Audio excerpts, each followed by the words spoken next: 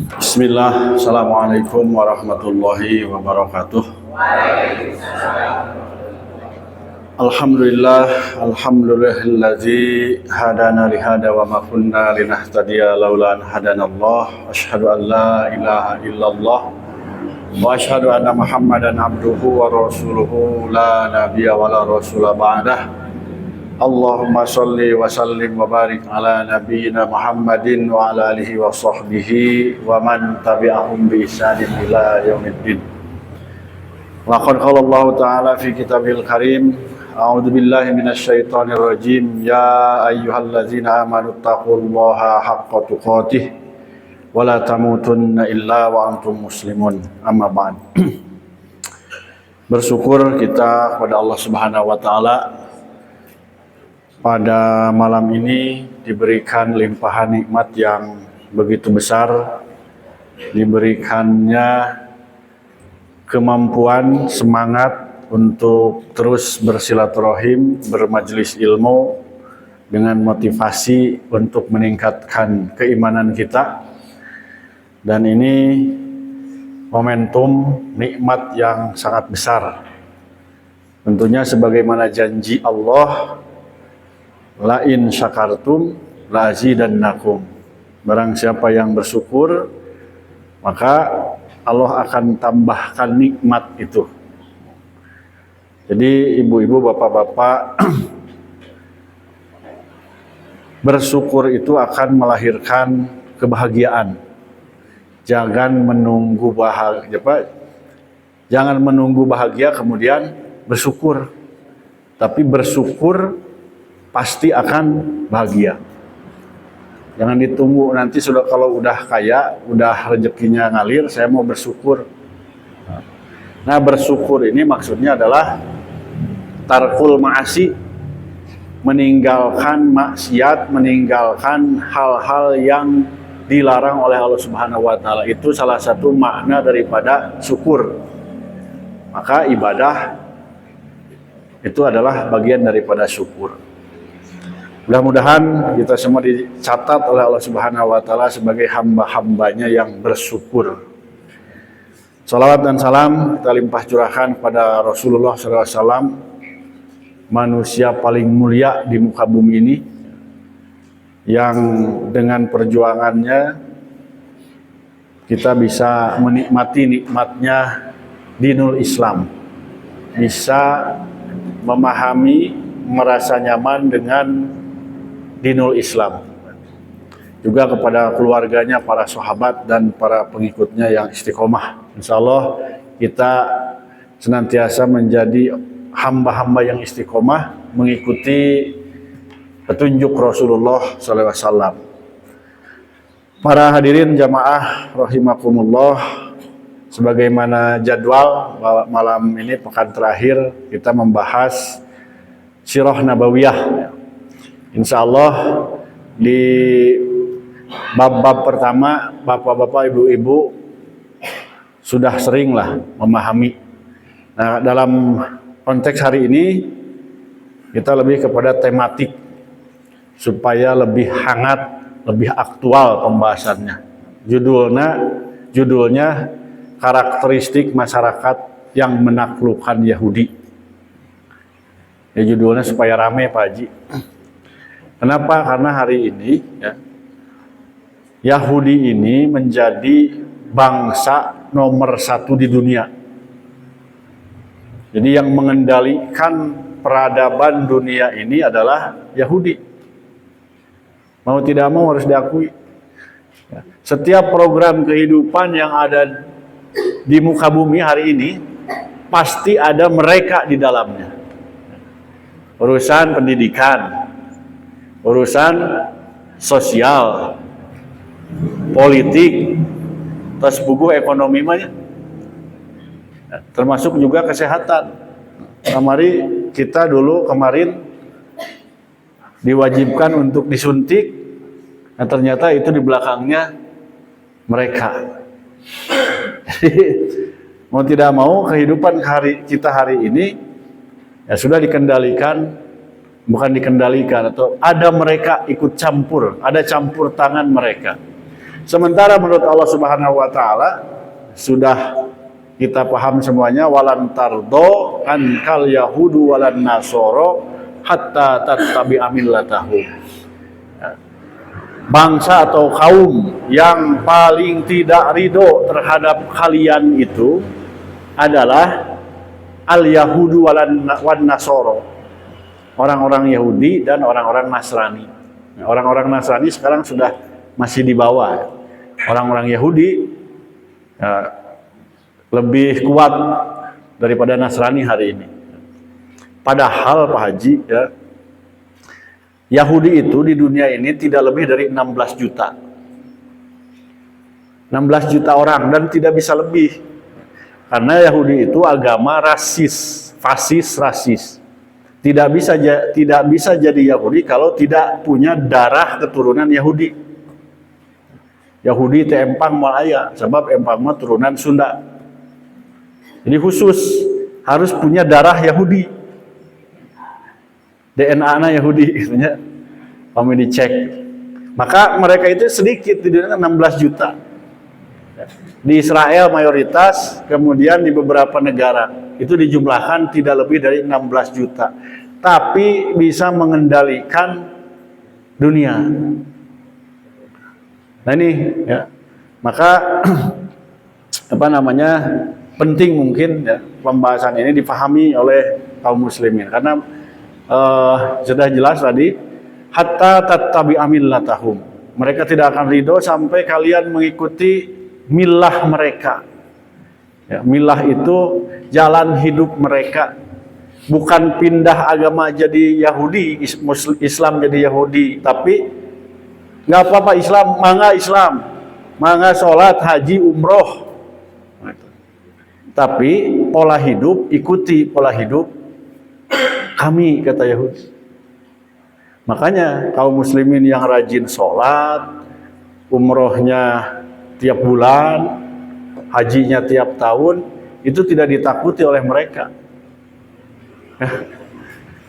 Mangga bahkan didorong kan, didorong oleh mereka supaya apalagi zakat, zakat dikelola oleh mereka itu sangat semangat. Tapi kalau sudah berbicara membangun ekonomi Islam, membangun ekonomi syariah, maka orang Yahudi mencerong, bolotot. Apalagi berpolitik. Kalau umat Islam berpolitik, wah, mereka sangat benci. Maka bagaimana caranya supaya umat Islam, orang-orang mukmin yang soleh itu tidak menguasai politik. Ya, akhirnya seperti ini, gitu ya. Ayo pas ya gitunya diurang teh gitu, PSU dican 7 kali mah gitu. Nah ini bagian Pak, bagian daripada konspirasi Yahudi, kedah paham. Nah, harus paham. Nah ini, ya, kemudian sebetulnya di dalam sejarah dituliskan ya, khususnya sejarah Yahudi di zaman Rasulullah. Jadi di zaman Rasulullah itu Yahudi itu jadi level kedua, bukan yang menguasai, tapi levelnya bangsa level kedua lah. Dia bisa diatur.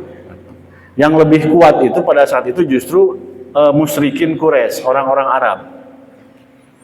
Dan fakta sejarah tidak pernah terjadi pertempuran sengit antara kaum muslimin dengan Yahudi, tidak. Yahudi itu ketika diserang selalu menyerah, tengah lawan gitu. Bani Quraidah, kemudian apa yang di dalam Al-Hasr itu Bani Nadir. Ya. Yahudi-Yahudi di Madinah, kelompok Bani yang besar itu tidak melakukan perlawanan. Bahkan di Khaybar itu mereka harus menyerahkan kebun kurma sebagai ghanimah bagi kaum muslimin karena ditinggalkan. Beda ketika kaum muslimin berperang melawan orang-orang Quraisy, ada Badar, ada Uhud, ada Khandaq dan seterusnya. Selalu ada korban. Nah ini ya. Maka ikhwan fillah rahimakumullah, kita perlu memahami bagaimana hegemoni,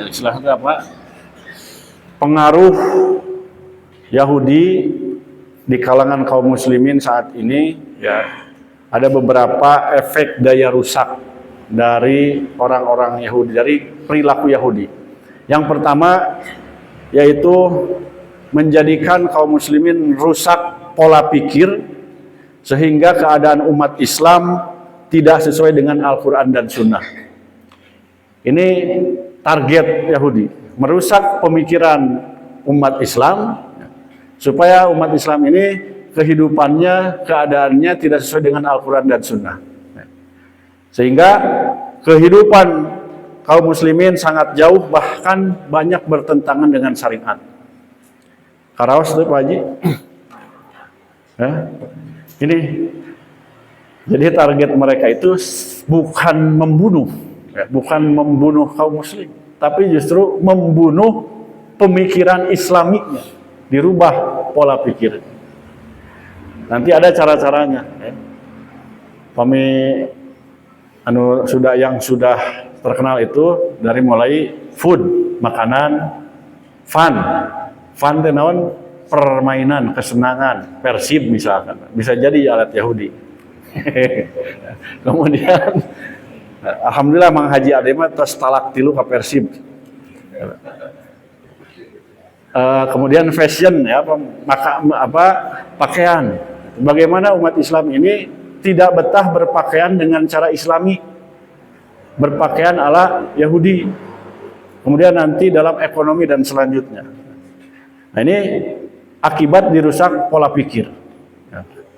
Kalau menurut barudak ayeuna mah mindset, dirusak mindset, pola pikir. Kemudian mereka selalu merekayasa agar kaum muslimin lemah dan terbelakang dari segi pendidikan, ekonomi, budaya, teknologi, bahkan sumber daya alam, juga seluruh kehidupan. Mereka masuk kepada merekayasa bagaimana supaya kaum muslimin ini lemah. Ya, contoh dulu ya, kalau hari ini sekalian kita mengingatkan tentang saudara kita di Gaza, di Palestina ya. Dulu tahun 2007 kalau tidak salah, partai Hamas menang dalam pemilu hampir 70% suara, menang partai Hamas, partai Islam. Nah tapi karena mereka orang-orang Yahudi tidak ridho kalau kekuasaan dipimpin oleh partai Islam, maka pemilunya digagalkan, bikin rekayasa supaya bagaimana kekuasaan partai Islam itu tidak jadi berkuasa. Kalaupun ada ya, orang-orang Islam yang berkuasa harus di bawah kendali mereka. Nah itu ya. Jadi rekayasa mereka, termasuk dalam sistem politik dan pemerintahan, mereka akan berupaya menerapkan sistem sekuler di negeri-negeri Muslim khususnya. Sekuler itu memisahkan agama dengan negara. Jadi jangan bawa-bawa urusan agama dalam urusan negara, kecuali urusan haji sareng zakat.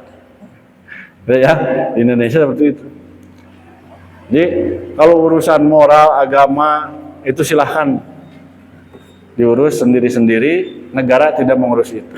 Kecuali zakat, karena zakat mah potensinya besar, ya. Nah itu salah satu rekayasa Yahudi. Kemudian mereka juga menguasai kekayaan alam, sumber daya alam yang ada di negeri-negeri Muslim, ya. Terkhusus negeri kita Indonesia, ya, yang berlimpah sumber daya alamnya, tetapi masyarakatnya susah. Cadangan minyak di Blok Cepu upami telepat tidak akan habis 30 tahun katanya. Tapi sekarang bahan bakar mahal dan seterusnya. Dan termasuk juga mereka itu menghembuskan perpecahan pada internal kaum muslimin. Bagaimana partai-partai Islam dipecah belah bagaimana organisasi-organisasi Islam pun direnggangkan, dan termasuk juga mereka memecah belah antar madhab. Sering terjadi urusan kunut subuh, si A kunut subuh, si ini tidak, jadi renggang persaudaraan. Ini bagian daripada Yahudi. Kemudian juga mereka menanamkan sikap fanatisme golongan. Kalau seseorang bergabung dengan satu organisasi, maka dia kemudian didorong untuk membenci organisasi yang lain, padahal sama-sama organisasi Islam. Ini termasuk kepada bagian Yahudi. Maka yang terakhir, mereka akan terus semakin arogan dan semakin tamak terhadap kaum muslimin dan berbagai kekayaannya.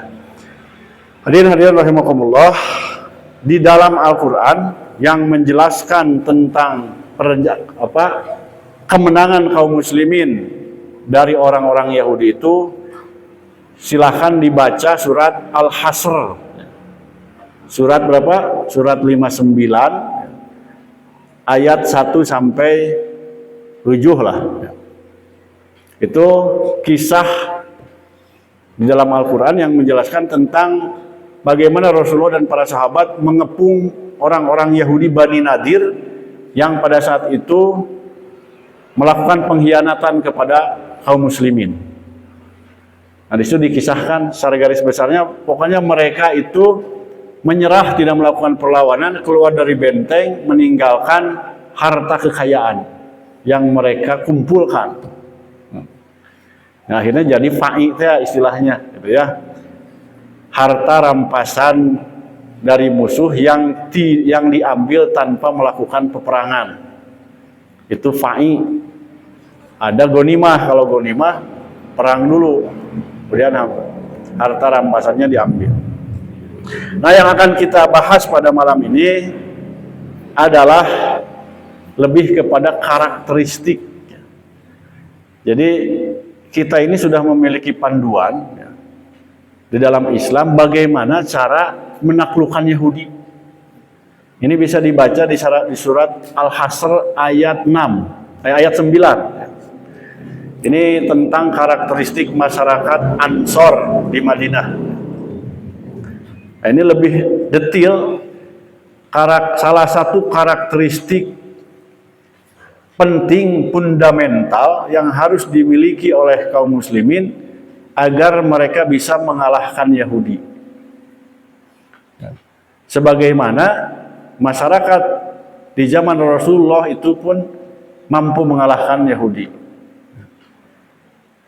A'udzubillahi minasyaitonirrajim. Walladzina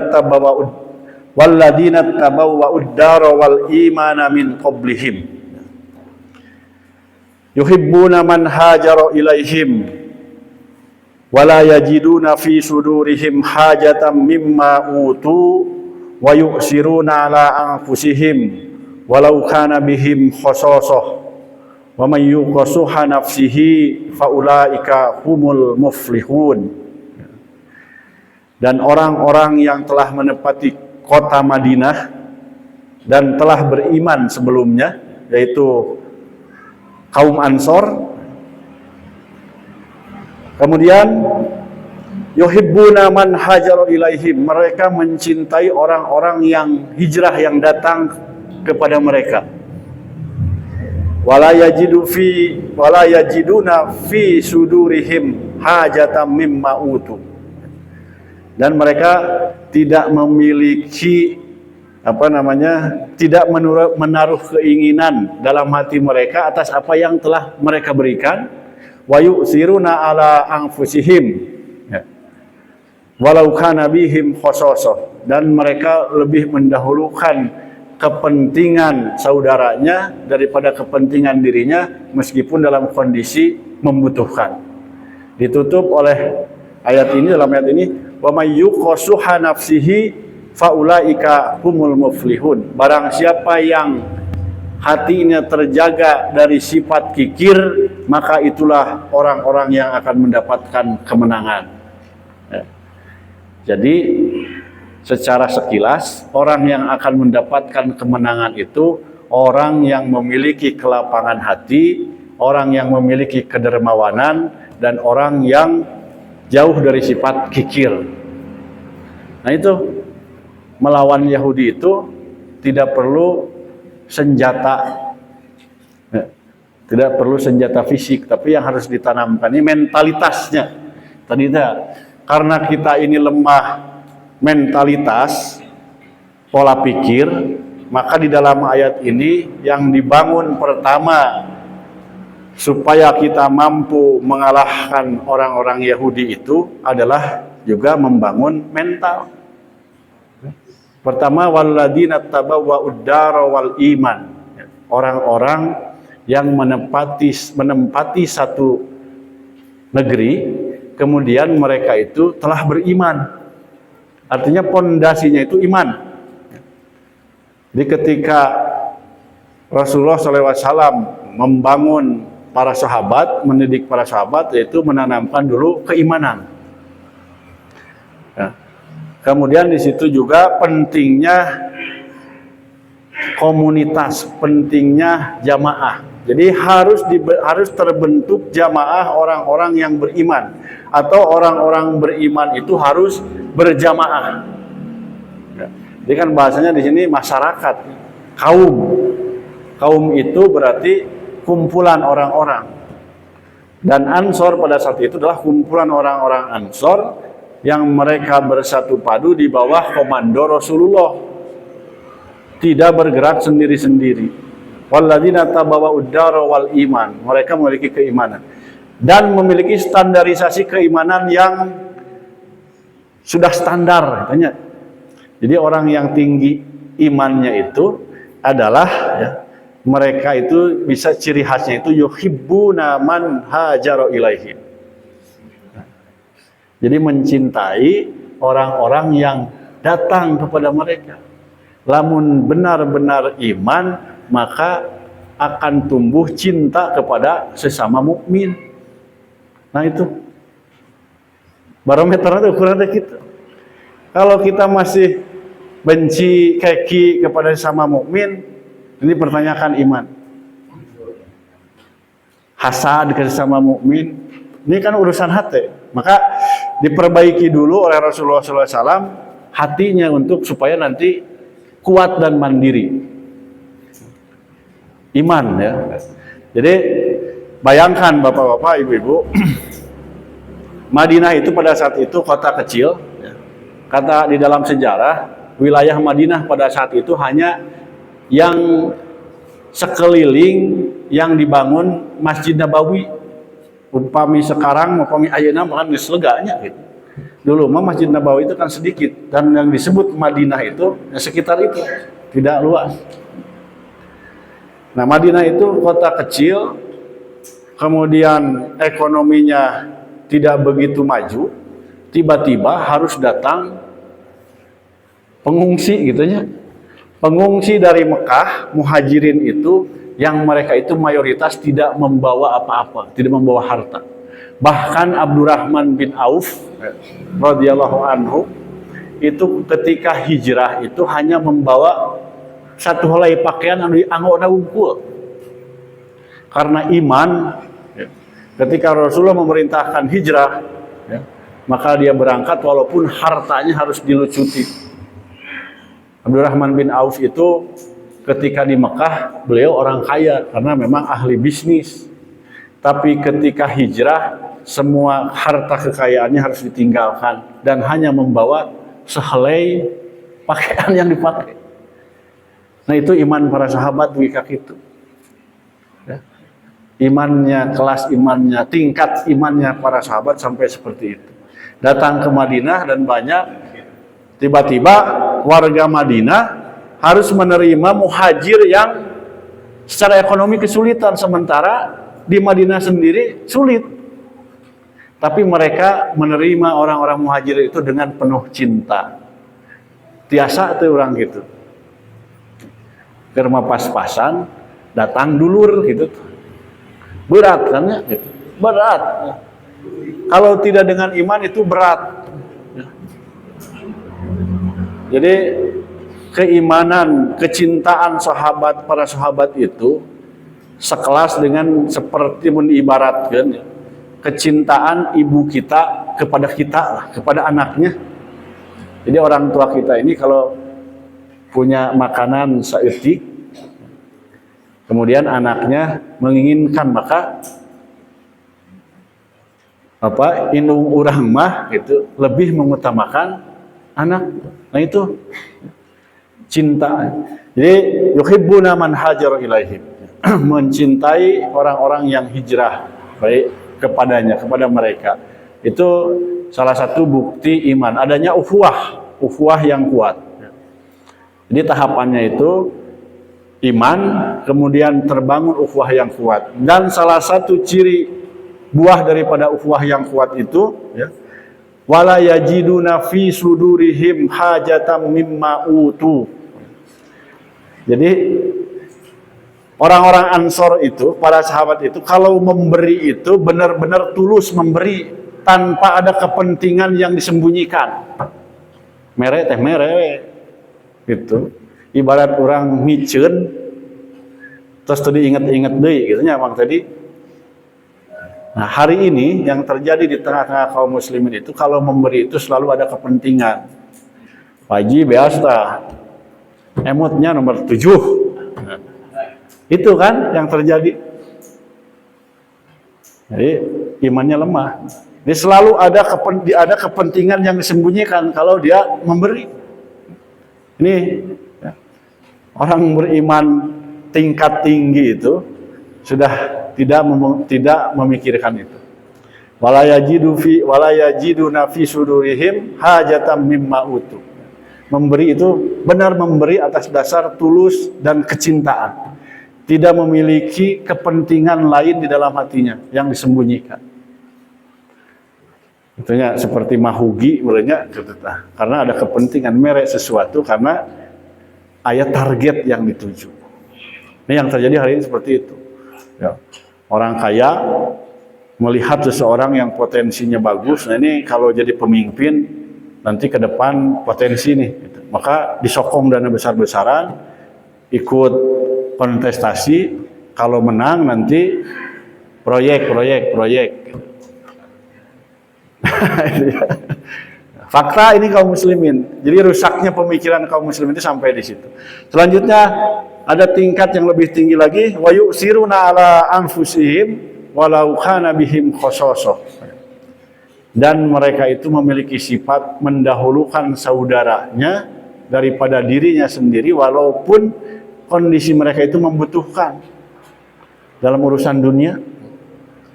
Maka kita sering mendapatkan kisah-kisah dalam para sahabat yang ketika datang tamu, kemudian memiliki makanan teh hanya sakeureut gitu.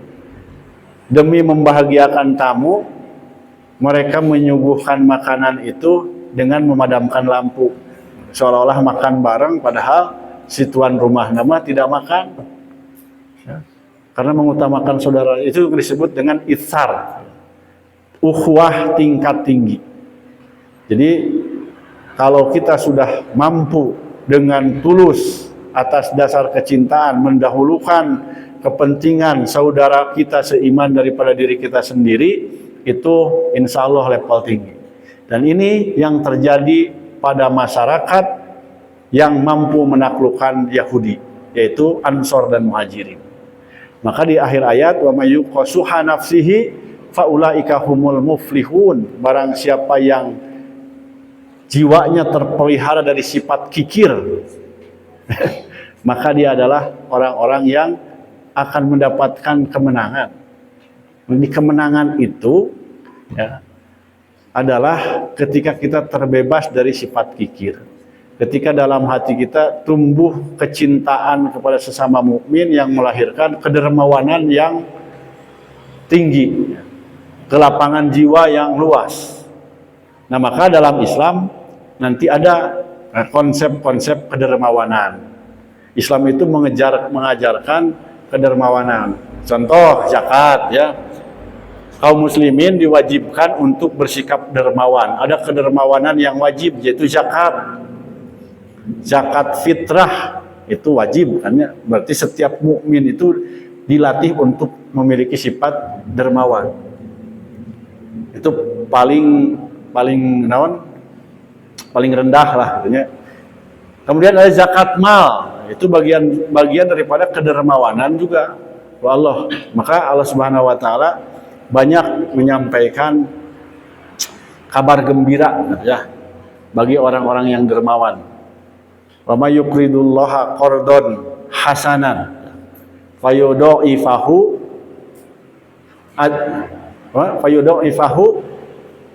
ad'afan katsira.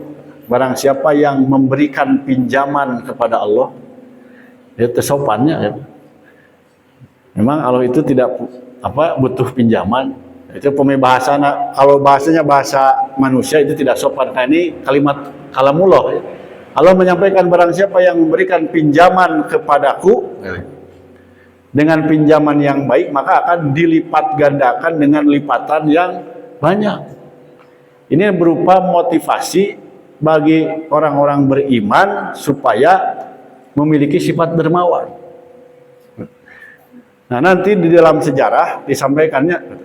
Jadi kedermawanan dalam Islam itu zakat, ada zakat fitrah, ada zakat mal.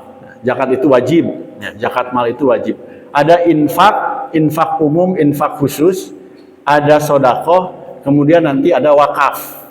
Nah, ini program kedermawanan dalam Islam yang ketika ini dilaksanakan maka kaum muslimin akan menjadi masyarakat yang mandiri. Ya, seperti Ansor dan Muhajirin. Ya. Dalam sejarah bahwa orang-orang Ansor itu mayoritas masyarakatnya petani, ya, tukang kebun, memiliki kebun, tetapi lemah dalam urusan dagang. Nah, tiba-tiba dipersaudarakan oleh Rasulullah SAW kaum Muhajirin, orang-orang Quraisy yang mereka ahli dalam bisnis, dipersaudarakan. Ditikahkan Pak Haji. Kan bukan orang-orang Ansor sampai begini, saking kunyaahnya. Siapa? Abdurrahman bin Auf itu ditawari oleh salah seorang Ansor, silahkan ambil tanah saya. Dan kebun sebelah sewang. Tapi karena jiwa orang Muhajirin itu bukan jiwa bukan jiwa pengemis. Gitu. Abdurrahman bin Auf menyampaikan menolak. Cukup saya tunjukkan pasar. Gitu. Nah, adapun ada sahabat yang lain yang diatur oleh Rasulullah. Gitu. Silahkan orang-orang Ansor, istilahnya itu syirkahnya, bekerja sama karena mereka adalah para ahli kebun, ahli bertani, maka hasilnya yang akan menjual nanti orang-orang Muhajirin, bagi hasil lah. Itu diantaranya. Jadi ada kedermawanan di situ. Nah, jadi tadi di antara beberapa program kedermawanan. Jadi dari sifat-sifat dermawan itu mereka mandiri, tidak tergantung kepada orang lain. Sesama orang beriman saling menguatkan. Contohlah Abdurrahman bin Auf. Ya. Ini salah satu kisah kedermawanan sahabat. Ya. Abdurrahman bin Auf itu datang ke Madinah tidak membawa apa-apa. Teu nyanakna naon kecuali acuk. Kemudian ditawari kebun, tidak mau karena memang tidak ahli dan memiliki jiwa tidak mau mengemis. Maka beliau menyampaikan, saya tunjukkan saja kepada kami pasar. Dan di situ pasar pada saat itu pasar Yahudi. Pasar Yahudi Bani Qainuqa, pasar Manakhoh. Di mana di pasar Yahudi itu yang terjadi itu adalah transaksi riba. Sementara dalam Islam tidak boleh. Nah, ini dalam ekonominya ada beberapa kaidah ya. Ada beberapa kaidah Islam ya. Jadi contoh ada hadis seperti ini. Tempat yang paling buruk di muka bumi ini adalah pasar. Ya. Sementara tempat yang paling baik itu adalah masjid. Jadi upami orang, kalau kita memahami hanya satu hadis saja seolah-olah kita tidak boleh ke pasar. Seolah-olah menjauhi pasar. Tetapi di saat yang lain Rasulullah memotivasi para sahabat untuk menguasai pasar. Nah, ini bagaimana memposisikan kehidupan dunia dalam Islam. Nah, Abdurrahman bin Auf pada saat itu diawali dengan modal kuli ya, modal tenaga. Beliau sebagai kuli atau maklarnya istilahnya, tapi maklar juga maklar yang syar'i gitu. Membantu menjualkan barang dagangan yang ada di pasar, mendapatkan keuntungan. Dari keuntungannya beliau sampai ada juga mendapatkan upah ya berupa minyak samin. Terus sampai beliau bisa memiliki modal sendiri dan bisa berjualan sendiri. Menjadi pengusaha karena kecerdasannya. Kemudian datang kepada Rasulullah. Ya Rasulullah, ya, pagi-paginya datang kepada Rasulullah ketika beliau sudah memiliki modal dan sudah mulai maju, datang kepada Rasulullah. Ya Rasulullah, saya sudah menikah. jadi tahapannya itu ya budak ngora ya namanya.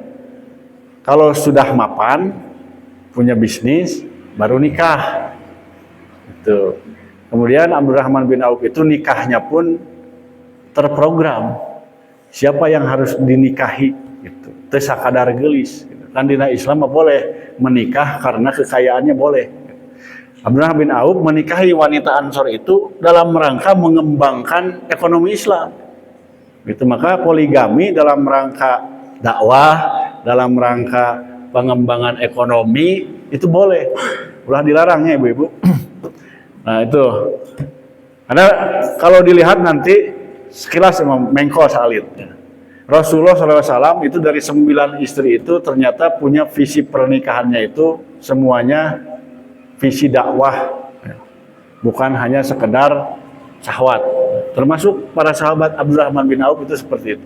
Menikahi wanita Ansor yang memiliki kekayaan sehingga disatukan modalnya, bisnisnya semakin berkembang, maka datang kepada Rasulullah. Ya Rasulullah, kami ingin memberdayakan saudara-saudara kami di Madinah. Nah, kemudian memiliki visi untuk mengalahkan pasar Yahudi. Maka Rasulullah SAW membangun pasarnya pun wakaf. Sok daragang didinya teu kudu mayar kenceleng. Silahkan. Sehingga dari satu orang itu berkembang banyak orang yang berdaya. Ya. Itu diantaranya kedermawanan Abdurrahman bin Auf. Nanti di dalam sejarah banyak ya, karena kuncinya ini, kunci kemandirian itu adanya sekelompok orang-orang yang memiliki sifat dermawan. Nah, kalau hari ini kita kalah, katanya eleh umat Islam teh, karena memang tadi mayoritasnya, naudzubillah mungkin termasuk pribadi sok hitung-hitungan, nya lemorek barang bere teh. Aya kene lebar teh gitunya. Karena memang bisnis itu, saya ini bisnis karena memang mencari uang gitu. Duit tuh jeung duit gitu. Sehingga ketika mau bade ngaluarkeun teh hitung-hitungan. Nah, para sahabat itu tidak seperti itu. Makanya kata para ulama, harta itu cukup di tangan saja, jangan disimpan di hati. Kalau di hati masuk nyaah gitu. Mobil butut ge nyaah. Mung diinjemkeun ka batur teh. Aya kitunya. Duh tas kenging ngumah itu mobil teh ditambut. Itu hati-hati. Pak Haji bade dakwah ka Tasik, priyogi mobil, duh itu kenging ngumah. Nah ini hati-hati. Jadi barang siapa yang dirinya, jiwanya terpelihara dari sifat kikir ya yang akan menang. Ini yang terjadi di kalangan kita ini, kekalahan itu karena itu. Masih adanya sifat kikir dan orientasinya selalu dunia. Orang kan mikirna dulu naon program sekolah ge ya sekolah ke mana ya. Tujuan nanti supaya hayang menang gawe nya gitu. Sekolah ka dieu supaya babari menang gawe lamun di sekolah ieu gawena ka anu geus menang gawe anu duit gitu. Orientasinya sudah ngaco, padahal tidak seperti itu. Belajar ngaji sekolah itu ya bukan jangan karena duit. Bahkan sekarang ini ya ada pelatihan dzikir ya, dalam rangka dzikir naon? Dzikir supaya mudah mendapatkan uang. Salat duha hayang duit. Ini tujuannya selalu duit, dunia. Sudah menyimpang ini. Makanya itu. Karena yang menjadi prioritasnya dunia gitu. Ketika dunia itu didapat, maka akan sulit mengeluarkan. Itu hasil hese capek abdi di subuh nepi ka subuh deui gitu. Tiba-tiba enak dipenta iuran rona. Ini hati-hati ya. Jadi di dalam ayat ini disampaikan bahwa fondasi utama ya, supaya kaum muslimin mandiri itu adalah disebarluaskannya sifat dermawan, sifat dermawan. Hadirin rahimakumullah, nanti ada beberapa kisah-kisah ya, tentang kedermawanan para sahabat terutama di dalam mengelola wakaf ya.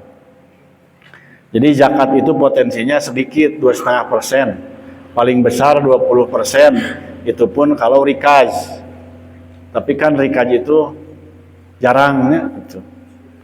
Jadi pengelolaan zakat 2,5%. Potensi besar kaum muslimin dalam membangun kemandirian itu dari wakaf. Wakaf itu program kemandirian dalam Islam yang paling besar potensinya.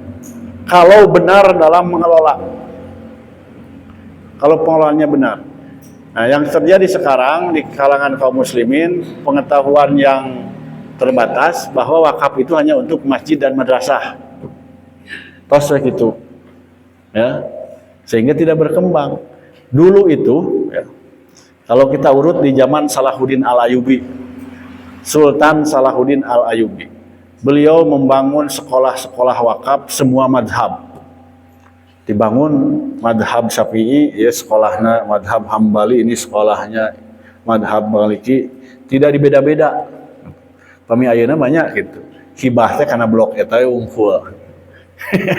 Blok itu zaman Salahuddin Al-Ayyubi itu semua madhab dibiayai dari wakaf. Bahkan sampai ada wakaf susu untuk anak-anak dialirkan dari istana itu ke rumah-rumah warga supaya minum susu gratis, makan bergizi gratis. Itu dibiayai dari wakaf. Mudah-mudahan Pak Prabowo idenya tidinya gitu Pak Haji. Madu gratis. Yang namanya sekolah, rumah sakit tidak ada yang bayar zaman Khalifah pada saat itu karena dibiayai dari wakaf. Nah, wakaf itu ya berupa bukan hanya berupa bangunan, tapi berupa perusahaan. Ya, dulu Umar bin Khattab ya, ketika kaum muslimin berperang menaklukkan orang-orang Yahudi di Khaybar. Ya. Khaybar itu kan kebun kurma. Yahudi kalah, kemudian kaum muslimin mendapatkan ghanimah berupa kebun. Nah, kemudian Umar bin Khattab itu mendapat bagian dari ghanimah. Datang kepada Rasulullah, ya Rasulullah, saya mendapatkan harta ghanimah. Nah, ya upami jalmi imannya gitu. Jadi kenging harta, saya dapat kekayaan itu datang kepada Rasulullah, kedah dikumahakeun ya Rasulullah. Tadinya Umar mau menginfakkan harta itu, tapi kata Rasulullah jangan. Beliau menyampaikan tahan asalnya, pokoknya, kemudian sodakohkan hasilnya. Nah, inilah yang disebut dengan wakaf. wakaf produktif. Sok aya kapungkur manya kasepuhan urang mesihan madrasah, wakaf madrasah plus wakaf sawah. Nah hasil sawahna kanggo anu ngawuruk. Nah itu modelnya seperti itu. Nah itu yang disebut dengan wakaf produktif. Hari ini berkembang. Dan dengan cara itu ya, kaum muslimin terjamin ya, hartanya. Wakaf yang menyebar itu ya, bahkan berbagai macam jenis wakaf. Ya. Hasil dari wakaf-wakaf itu untuk membiayai pendidikan, untuk membiayai kesehatan, ya. Bahkan di zaman puncak-puncaknya kejayaan kekhalifahan ada wakaf untuk makanan burung. Jadi, namun musim manuk jika di Madinahnya Japati gitu tah. Nah itu para Japati itu dibiayai dari dana wakaf dan itu boleh.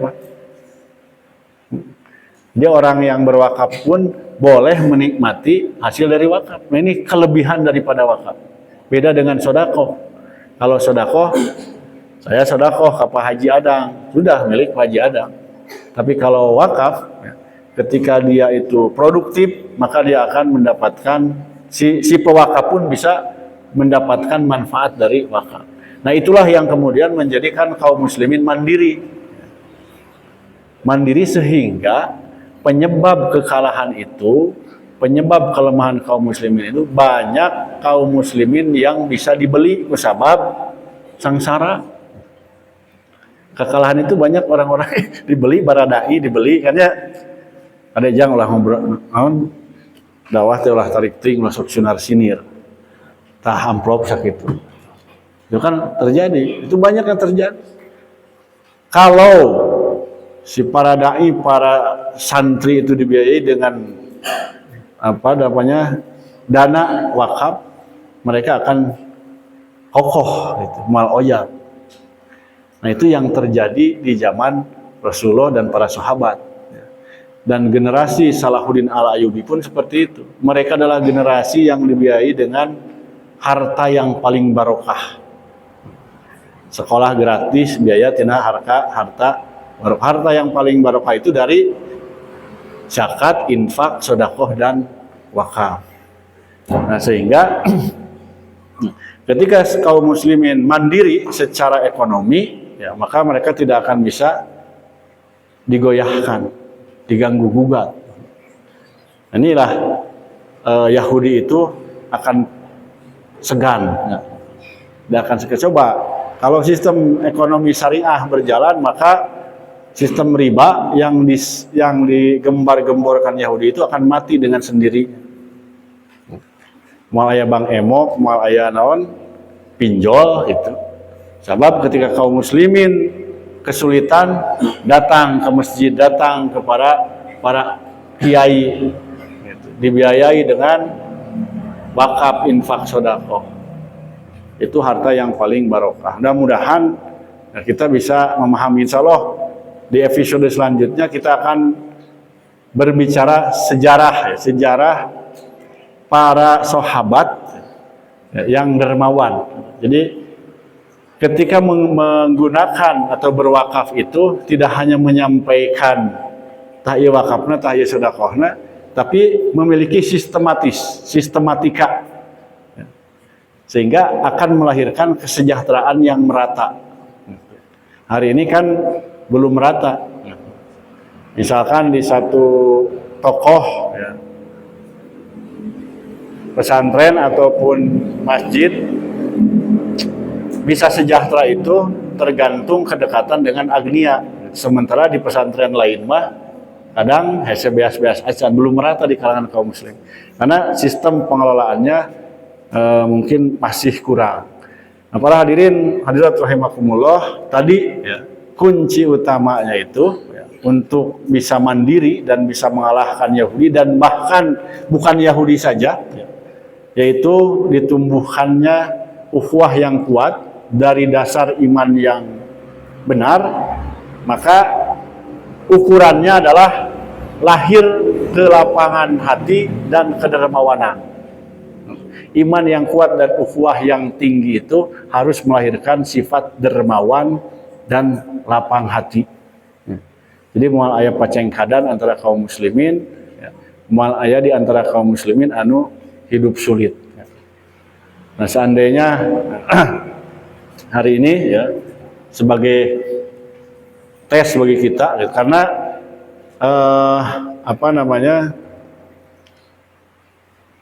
orang yang beriman itu akan tergetar hatinya ketika disampaikan surga. Contoh Utsman bin Affan itu ya, kata Rasulullah, siapa yang membeli sumur rumah maka balasannya adalah surga. Membeli sumur rumah karena pada saat itu kaum muslimin sedang kesulitan air, sementara sumber air yaitu sumur rumah itu dikuasai oleh Yahudi. Maka Rasulullah hanya menyampaikan barang siapa yang membeli sumur rumah maka balasannya adalah surga. Nah, kalimat ini akan berarti bagi orang yang ada dalam hatinya iman. Kalau tidak ada iman mah pengaruh gitunya. Naon karugi-rugi gitu kan. Nah, jadi ayat-ayat tentang kedermawanan ini akan nyambung gitu, bakal connect kepada orang-orang yang sudah ada iman di dalam hati. Sekaligus naon ngecek sama orang, diagnosa. Diajak infak tapi orang tidak tergerak, berarti ini ada iman yang bermasalah. Hari ini misalkan contoh latihan hari ini di Al-Fatona 10.000 sehari Pak Haji. Infak subuh 10.000 sehari. Infak malam. Ayah. Ini hanya sebagai latihan gitunya. Nah, transfer 10.000 tiap subuh. Maka kan jelas ya infak fisabilillah itu ya.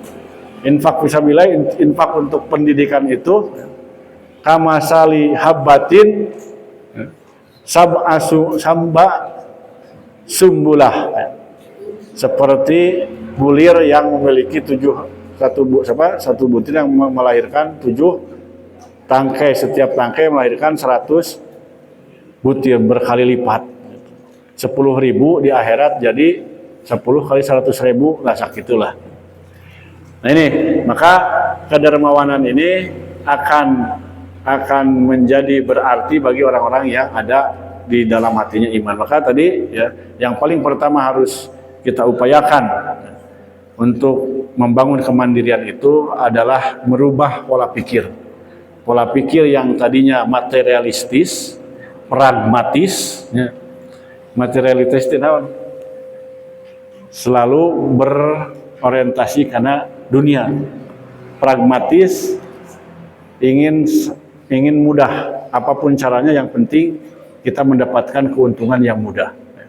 Maka dalam Islam itu harus dirubah menjadi kedermawanan dan kelapangan hati. Ya, sebagaimana ibrah daripada surat Al-Hasr ayat 9 ini tentang karakteristik masyarakat Ansor, masyarakat yang telah terbukti dalam sejarah menaklukkan orang-orang Yahudi. Dan ini karena ini adalah kalimat dalam Al-Quran dan ini harus menjadi panduan dan akan kembali bisa dilakukan. Kalau kita mengikuti panduan ini, maka kita bisa melakukan apa yang telah dilakukan oleh sahabat-sahabat dahulu, yaitu menaklukkan Yahudi. Kantun ayeuna mah siap untuk orang menata tahapan demi tahapan. Wallahu a'lam bishawab. Mudah-mudahan bisa memberikan pencerahan bagi kita semua ya, bahwa hari ini kita dalam masalah besar kaum muslimin ya, ini sebagai upaya mencegah ya, ataupun sebagai upaya kepedulian kepada kaum muslimin.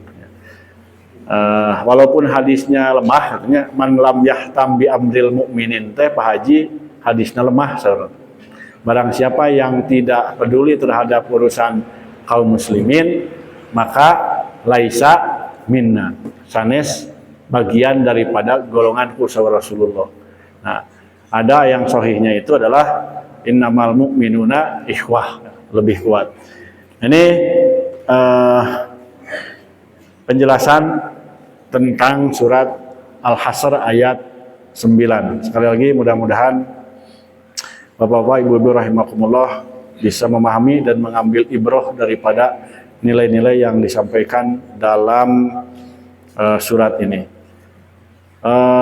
Sebagai informasi, biasa dibacanya nama tafsir online, tafsir Ibnu Katsir. Aya aplikasinya bahasa Indonesia kanten maca, nya teu kedah susah Arab gundul. Nah, itu tafsir Ibnu Katsir menjelaskan tentang surat Al-Hasr itu, peristiwa-peristiwa yang terjadi ketika Rasulullah dan para sahabat mengepung Yahudi Bani Nadir. Dijelaskan dina Ibnu Katsir. Tekedah meser kantun ngadownload gitu. Mirah gratis kantun kersakna. Nah, itu sebagai tadabur urang, tadabur sejarah, tadabur Al-Qur'an. Wallahu a'lam bishawab. Aqulu qouli hadza astaghfirullah li wa lakum. Assalamualaikum warahmatullahi wabarakatuh.